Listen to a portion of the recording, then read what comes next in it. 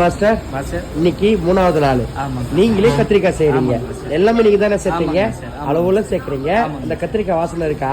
நல்லா வருது. சூப்பரா அப்படியே அந்த கத்திரிக்காய் வதங்கும் போது அந்த கத்திரிக்காய்ன்றது ஒரு வாசனை பொருள்.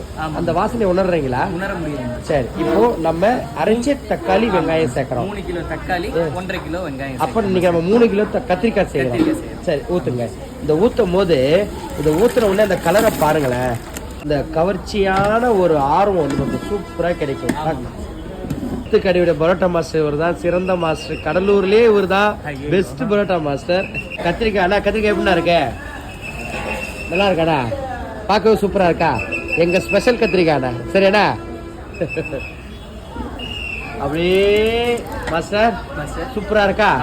இப்ப புளி ஊத்தாம புளிப்பு பாக்குறோம். இந்த கொதிக்க வச்சு இட்லி தொட்டு சாப்பிட்டா கத்திரிக்காய் சட்னி.